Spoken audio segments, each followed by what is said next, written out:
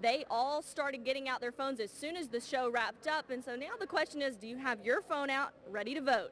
And most importantly right now, I-20 that has traffic completely backed up and at a standstill, and that's what makes Monday's discovery even more shocking. But his mom was here too, and she noticed that there was something more than just a normal purchase going on at the front counter. Going into today, did you feel like you really had the momentum that you needed? You did well in the primaries.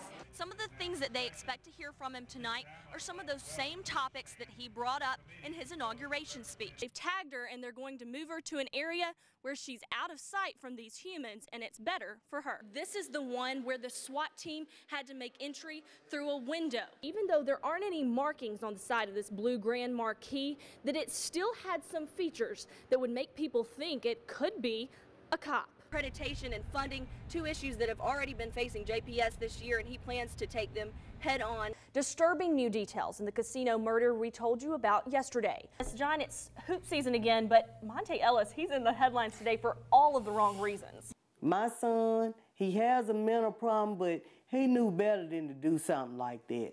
I don't know what made him snap like this. Sharon Cameron went to Dee's One Stop to cash a check Tuesday and took her son Roy with her.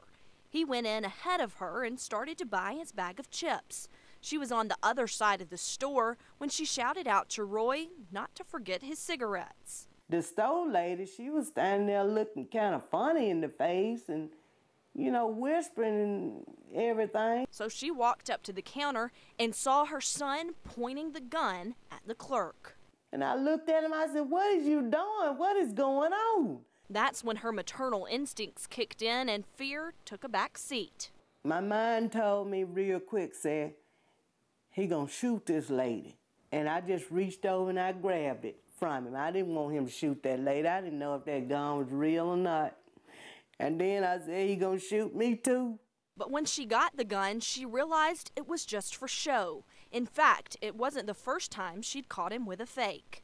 I said, this is one of these guns he done went back down to Walmart and bought, because I done made him carry 2 guns back to Walmart before. Just as any mother might, she tried to apologize to the clerk. I said, "Ma'am," I said, "I'm sorry about what just happened." I said, the gun is not real. I did ask her. I said, "Will you please don't call the police?"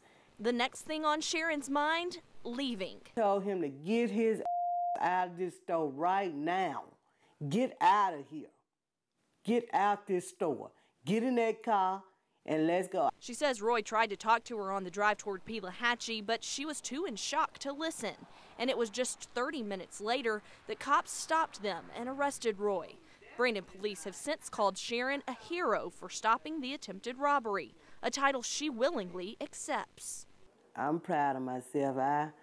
I believe in, if you do the crime, do the time, and if you wrong, you just wrong, and he was wrong. Courtney and Jackson, Fox 40 News.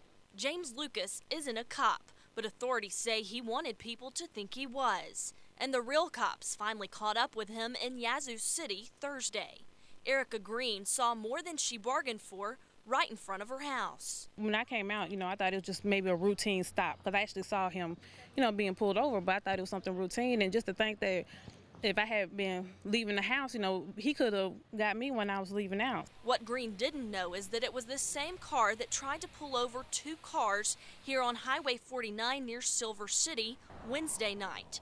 Both drivers thought it was for a traffic stop. Sheriff deputies say that even though there aren't any markings on the side of this blue grand marquee, that it still had some features that would make people think it could be a cop. Like this spotlight. Some people may have thought that it was an unmarked police car trying to pull them over when they saw this light or the antennas on the back of the car. Lucas's first victim, a man south of Silver City. The subject pulled him over on the side of the road. The victim got scared and he pulled off. But the unmarked car followed behind till the victim fired 1 shot. Soon after, a woman was pulled over and also drove off, all the way home because she too was scared. Residents near there are still on edge. It's scary because my sister and I are females and we go home at night by ourselves, and she works nights. So, I mean, it was very scary to know that, that we could be pulled over at any moment and not know anything about it. Cops say Lucas bought the car at an auction and was supposed to take the spotlight and other lights off, but never did. And this is not his first time impersonating an officer. He has been stopped before in the previous administration and the last sheriff's administration, as possibly could have been impersonating an officer. Yazoo County Sheriff deputies searched here Thursday afternoon. It's Lucas's girlfriend's address, but he had been living here with her. We're told they found fake guns, handcuffs, and even badges during their search. But when we stopped by, no one was home. But the question remains, are these incidents linked to the highway shootings in North Mississippi? We never rule anything out. You know, that's why MBI is in. James Lucas is being held in Humphreys County, and no formal charges have been filed against him. They get a complaint a day about gators around the reservoir. Today I rode along when they went on the hunt for one. Nuisance alligator trapper Corey Hunt filled me in on what to keep an eye out for. All we're looking for is actually gators coming off the bank. They'll swim out with their heads up. We'll cast a line across them and bring them to the boat and tag them. We headed to the Palisades area on Pelahatchie Bay, and it didn't take long for their trained eyes to spot one. Oh, we ain't through yet. Alligator Program Coordinator Ricky Flint says it's not unusual to find them in places like this. Is that in this. the foot?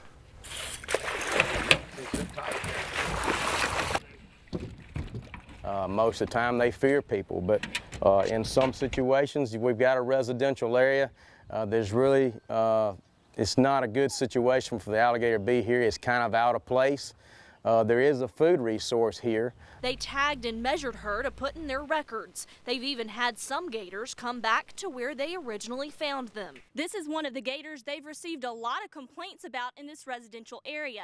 Now they've tagged her and they're going to move her to an area where she's out of sight from these humans and it's better for her. That spot was about 20 miles away in a more natural habitat. Getting a release gator number 470. In Pelahatchie Bay, Courtney and Jackson, Fox 40 News.